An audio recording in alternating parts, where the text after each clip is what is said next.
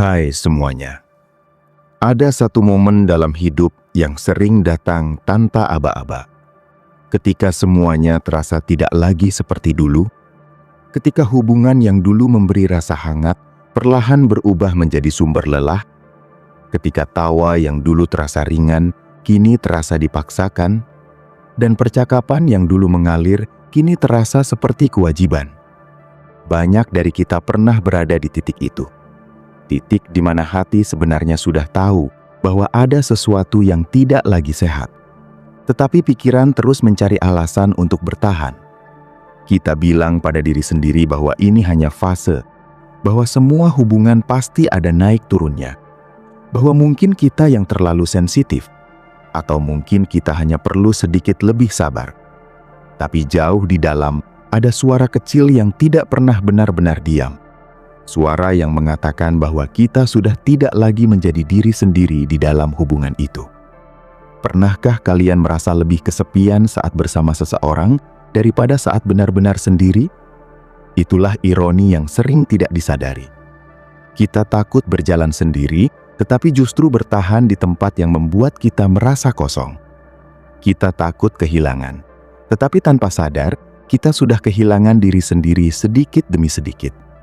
Kita mencoba menyesuaikan diri, mengurangi ekspektasi, menahan emosi, dan bahkan mengubah cara kita berpikir hanya untuk menjaga sesuatu yang sebenarnya sudah tidak lagi memberi ruang untuk tumbuh. Kita meyakinkan diri bahwa bertahan adalah bentuk cinta, padahal seringkali itu adalah bentuk ketakutan. Ketakutan akan kesendirian adalah salah satu hal paling kuat yang menahan kita. Kita tumbuh dengan cerita bahwa memiliki seseorang adalah tanda keberhasilan dalam hidup, bahwa hubungan adalah tempat pulang, bahwa sendirian berarti ada yang salah. Karena itu, ketika hubungan mulai retak, kita tidak hanya menghadapi kehilangan orang lain, tetapi juga menghadapi bayangan tentang diri kita sendiri yang dianggap tidak cukup jika harus berjalan sendiri. Kita takut dengan pertanyaan dari orang lain, takut dengan pandangan mereka, dan lebih dari itu, kita takut dengan keheningan yang mungkin akan kita hadapi ketika semuanya benar-benar berakhir. Namun yang jarang dibicarakan adalah bahwa keheningan itu tidak selalu menakutkan. Kadang justru disitulah kita mulai mendengar diri sendiri lagi. Kadang justru disitulah kita menemukan hal-hal yang selama ini tenggelam karena terlalu sibuk menjaga orang lain. Ketika hubungan yang tidak sehat dilepaskan, memang ada rasa hampa di awal. Itu wajar. Kita terbiasa dengan kehadiran seseorang, dengan rutinitas tertentu, dengan pola interaksi yang sudah menjadi bagian dari hidup sehari-hari. Kehilangan itu bukan hanya tentang orangnya, tetapi juga tentang kebiasaan, tentang harapan, tentang masa depan yang dulu sempat kita bayangkan bersama. Tetapi di balik rasa hampa itu, ada ruang yang perlahan terbuka. Ruang untuk bernafas lebih lega, ruang untuk berpikir lebih jernih, ruang untuk merasakan tanpa harus mensensor diri sendiri. Kita mulai menyadari bahwa selama ini kita sering menahan banyak hal, sering mengabaikan kebutuhan sendiri, sering mengatakan tidak apa-apa, padahal sebenarnya tidak. Dan ketika semua itu dilepaskan, meskipun terasa asing, ada kejujuran yang mulai tumbuh. Berani berjalan sendiri bukan berarti tidak pernah merasa takut. Justru sebaliknya, keberanian itu muncul karena kita tetap melangkah meskipun takut. Kita mengakui bahwa tidak mudah untuk meninggalkan sesuatu yang pernah berarti, tetapi kita juga mengakui bahwa bertahan dalam sesuatu yang menyakiti bukanlah pilihan yang sehat. Ini bukan tentang menjadi kuat sepanjang waktu, tetapi tentang jujur pada diri sendiri, tentang tidak lagi menyangkal apa yang sudah jelas terasa. Dalam proses ini, kita mungkin akan menghadapi banyak keraguan. Ada hari-hari ketika kita ingin kembali, ketika kita merindukan hal-hal kecil yang dulu terasa sederhana, ketika kita bertanya-tanya apakah keputusan ini benar. Itu bagian dari proses. Otak kita terbiasa dengan yang familiar, bahkan jika itu tidak baik untuk kita. Jadi wajar jika kita sesekali merasa ingin kembali ke zona yang sudah dikenal, meskipun kita tahu bukan tempat yang tepat untuk tumbuh. Yang perlu diingat adalah alasan mengapa kita memutuskan untuk pergi. Bukan untuk menyalahkan, bukan untuk menghakimi, tetapi untuk mengingat kenyataan yang kita alami. Kita tidak pergi karena hal kecil, tetapi karena sesuatu yang berulang, sesuatu yang terus menguras energi, sesuatu yang membuat kita merasa tidak cukup, tidak dihargai, atau tidak didengar. Mengingat itu membantu kita tetap berpijak, membantu kita tidak terjebak dalam nostalgia yang hanya menampilkan sisi baik tanpa mengingat keseluruhannya. Seiring waktu, kita mulai belajar menikmati kebersamaan dengan diri sendiri. Kita mulai melakukan hal-hal tanpa harus mempertimbangkan orang lain, mulai mengenali kembali apa yang sebenarnya kita suka, apa yang membuat kita tenang, apa yang memberi energi. Hal-hal kecil seperti itu mungkin terdengar sepele, tetapi justru disitulah kita membangun kembali hubungan dengan diri sendiri. Kedamaian yang kita cari ternyata tidak datang dari luar, tetapi dari dalam, bukan dari siapa yang bersama kita, tetapi dari bagaimana kita memperlakukan diri sendiri. Ketika kita berhenti memaksakan diri untuk tetap berada di tempat yang tidak sehat, kita memberi kesempatan pada diri kita untuk tumbuh dengan cara yang lebih jujur. Kita tidak lagi hidup untuk memenuhi ekspektasi orang lain, tetapi mulai hidup sesuai dengan nilai yang kita pegang. Dan pada akhirnya, berjalan sendiri bukan berarti selamanya sendiri. Itu adalah fase di mana kita belajar menjadi utuh, tanpa bergantung pada orang lain untuk merasa cukup. Ketika kita sudah berada di titik itu, hubungan yang datang di masa depan tidak lagi didasari oleh kebutuhan untuk mengisi kekosongan, tetapi oleh keinginan untuk berbagi. Dan itu membuat semuanya terasa lebih ringan, lebih sehat, dan lebih tulus. Ketika kita benar-benar berada di fase setelah melepaskan hubungan yang tidak sehat, ada satu hal yang sering muncul tanpa diundang, yaitu rasa ragu yang datang berulang-ulang. Kadang kita sudah yakin dengan keputusan yang diambil, tetapi di waktu tertentu, terutama saat sendirian atau ketika melihat kenangan lama, hati seperti berbalik arah dan mulai mempertanyakan segalanya. Kita mulai bertanya apakah keputusan itu terlalu cepat, terlalu keras, atau bahkan terlalu egois.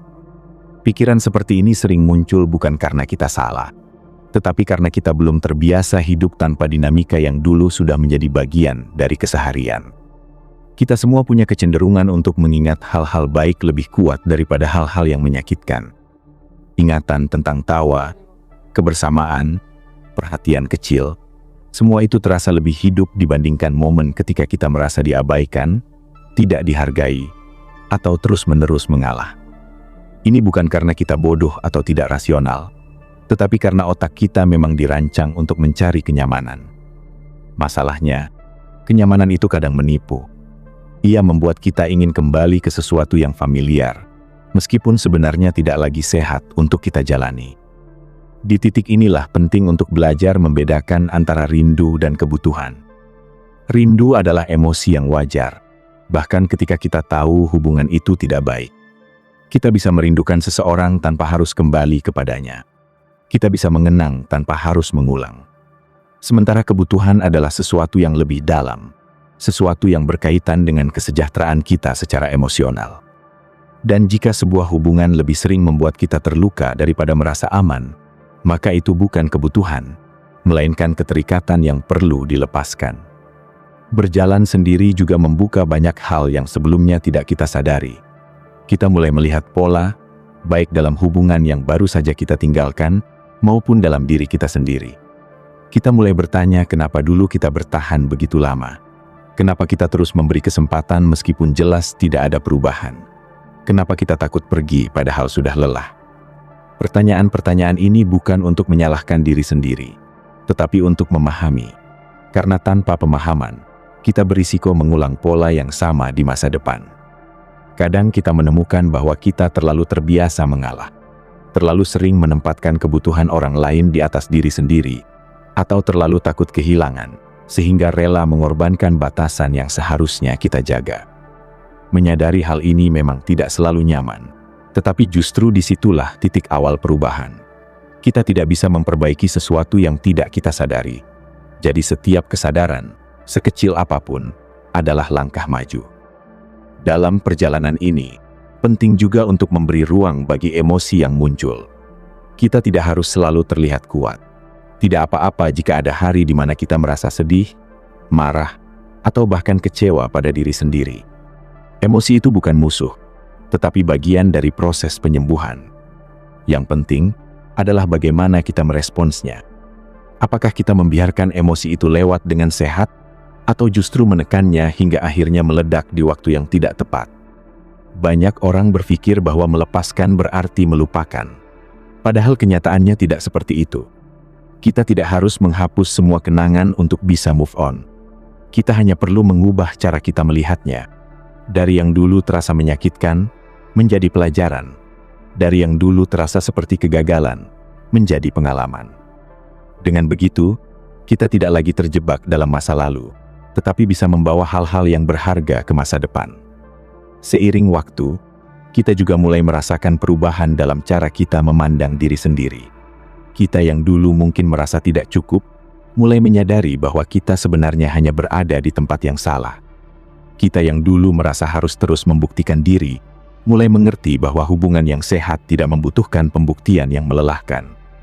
Kita yang dulu takut ditinggalkan, mulai memahami bahwa meninggalkan sesuatu yang tidak sehat adalah bentuk keberanian, bukan kegagalan. Dan di titik tertentu, kita mulai merasakan sesuatu yang berbeda. Bukan kebahagiaan yang meledak-ledak, tetapi ketenangan yang pelan-pelan mengisi ruang. Kita tidak lagi harus selalu ditemani untuk merasa utuh. Kita bisa menikmati waktu sendiri tanpa merasa kosong. Kita bisa melakukan hal-hal sederhana tanpa harus berbagi dengan seseorang. Dan itu tidak lagi terasa aneh. Kedamaian seperti ini tidak datang secara instan. Ia dibangun dari keputusan-keputusan yang kita ambil setiap hari. Dari memilih untuk tidak kembali ke hal yang jelas menyakitkan. Dari memilih untuk merawat diri sendiri. Dari memilih untuk jujur pada apa yang kita rasakan. Semua itu mungkin terlihat sederhana, tetapi dampaknya sangat besar. Dan yang paling penting, kita mulai memahami bahwa berjalan sendiri bukan berarti kita tidak layak dicintai. Justru sebaliknya, ini adalah proses untuk memastikan bahwa ketika kita kembali membuka hati, kita melakukannya dengan kesadaran yang lebih utuh, dengan batasan yang lebih jelas, dan dengan penghargaan yang lebih tinggi terhadap diri sendiri. Ada fase di mana kita mulai benar-benar terbiasa dengan kesendirian, bukan dalam arti merasa sepi, tetapi dalam arti merasa cukup. Ini adalah fase yang sering tidak disadari karena datangnya perlahan. Tidak ada momen besar yang menandai perubahan ini, tetapi jika diperhatikan, ada perbedaan yang jelas dalam cara kita menjalani hari. Kita tidak lagi bangun dengan rasa kehilangan yang sama seperti sebelumnya. Tidak lagi merasa harus mengecek sesuatu yang sudah tidak ada. Tidak lagi menunggu pesan yang tidak akan datang. Hidup terasa lebih tenang, lebih stabil, dan yang paling penting, lebih jujur. Di fase ini, kita mulai melihat bahwa banyak hal yang dulu terasa sulit ternyata bisa kita lewati. Kita mulai menghargai diri sendiri karena sudah bertahan, karena sudah berani mengambil keputusan yang tidak mudah, karena sudah memilih untuk tidak terus berada di tempat yang menyakiti. Rasa bangga ini bukan tentang menjadi lebih baik dari orang lain, tetapi tentang menjadi lebih baik dari versi diri kita yang dulu masih ragu untuk melangkah. Namun, meskipun sudah sampai di titik ini, bukan berarti perjalanan selesai. Justru disinilah kita mulai membangun fondasi baru untuk kehidupan yang lebih sehat. Kita mulai lebih selektif dalam memilih orang yang kita izinkan masuk ke dalam hidup. Bukan karena kita menjadi tertutup, tetapi karena kita sudah tahu betapa berharganya ketenangan yang kita miliki sekarang. Kita tidak ingin kehilangan itu hanya karena terburu-buru membuka hati. Kita juga mulai lebih sadar tentang batasan. Dulu mungkin kita sulit mengatakan tidak, sulit menolak, atau merasa bersalah ketika tidak bisa memenuhi keinginan orang lain. Sekarang kita mulai memahami bahwa menjaga diri sendiri bukanlah tindakan egois. Justru itu adalah bentuk tanggung jawab terhadap diri sendiri.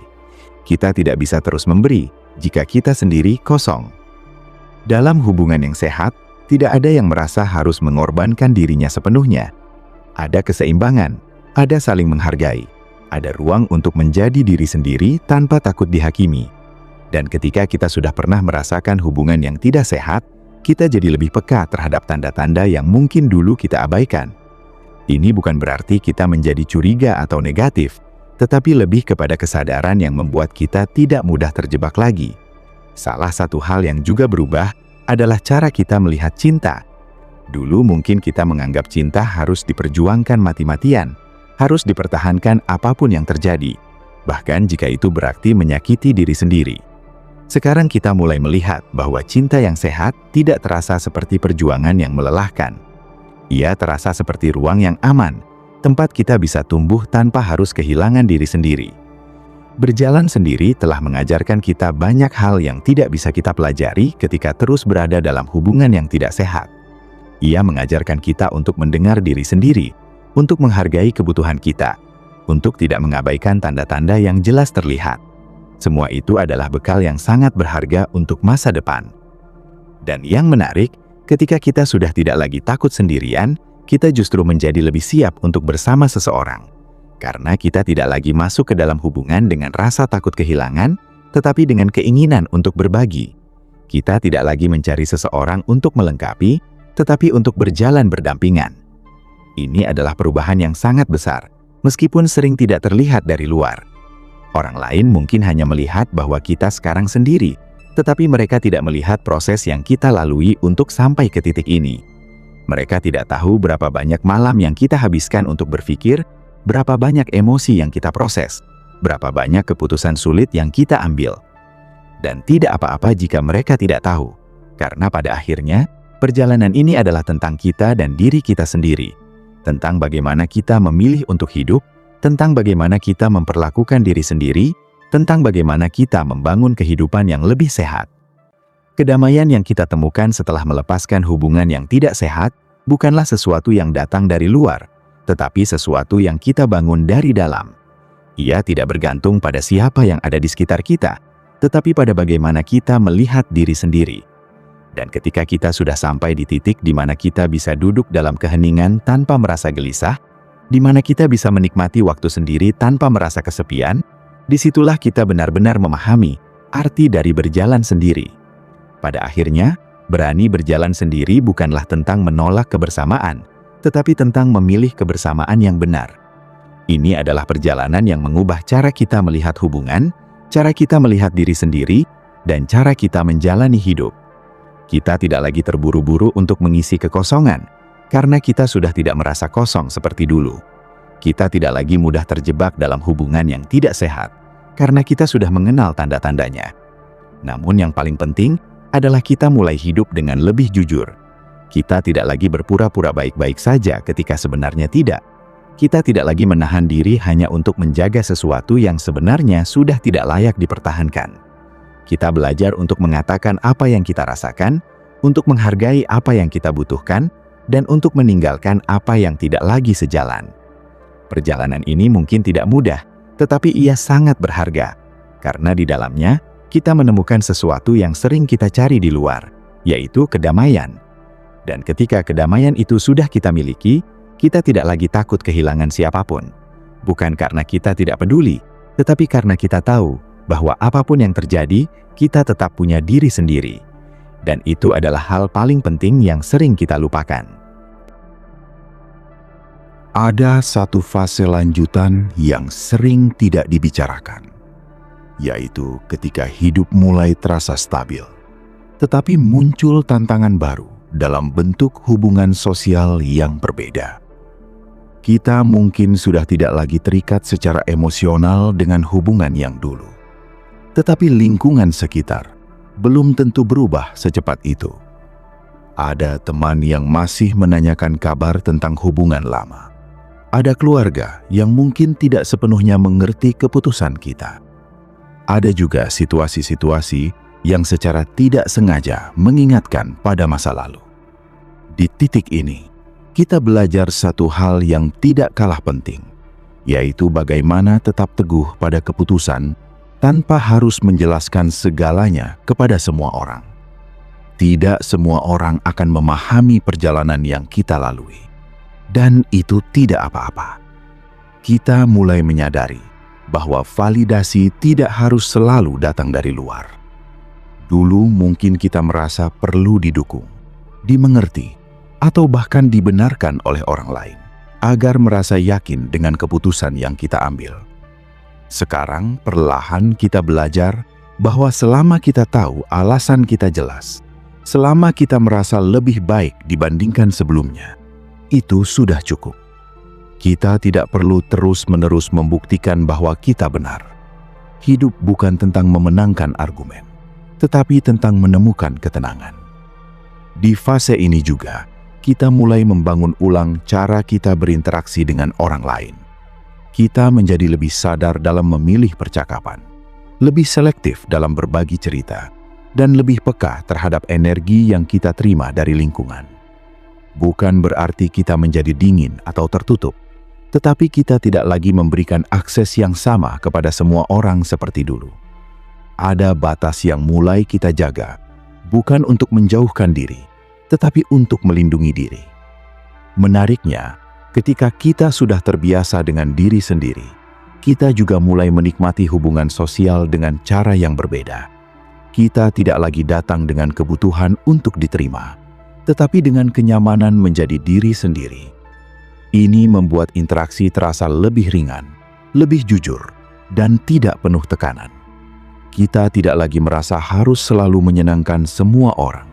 Tidak lagi merasa bersalah ketika tidak bisa memenuhi ekspektasi yang tidak realistis.